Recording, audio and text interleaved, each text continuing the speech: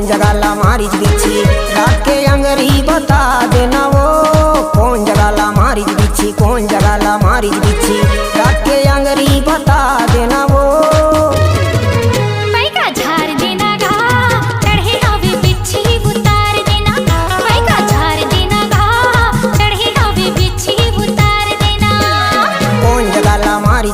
कौन जगाला मारिच बिच्छी, रात के अंगरी बता देना वो कौन जगाला मारिच बिच्छी, कौन जगाला मारिच बिच्छी, रात के अंगरी बता देना वो।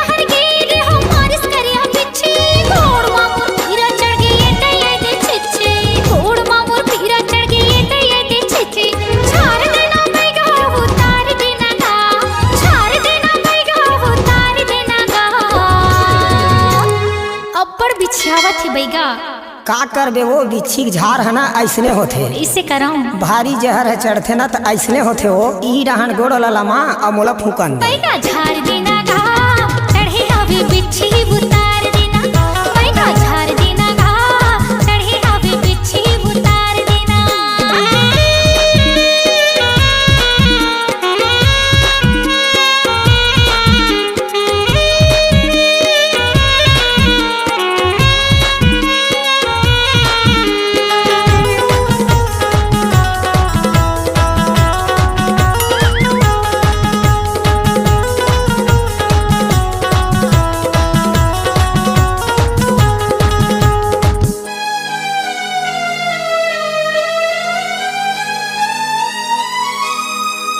हाथी के किरमा गोरी हवा मोर गाँव, दीने से बैगा भूसंडी मोरे गाँव। हाथी के किरमा गोरी हवा मोर गाँव, दीने से बैगा भूसंडी मोरे गाँव, दीने से बैगा भूसंडी मोरे गाँव। झाड़ दे हूँ तुरी उतार दे हूँ वो, झाड़ दे हूँ तुरी उतार दे हूँ वो।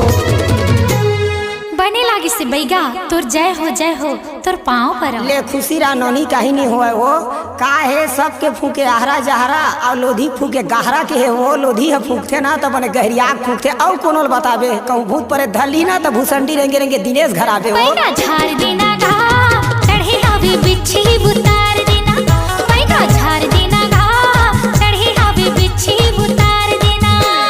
कौन जगाला मारिच बिच्छी, कौन जगाला मारिच बिच्छी, रख के अंगरी बता देना वो कौन जगाला मारिच बिच्छी, कौन जगाला मारिच बिच्छी, रख के अंगरी बता देना वो।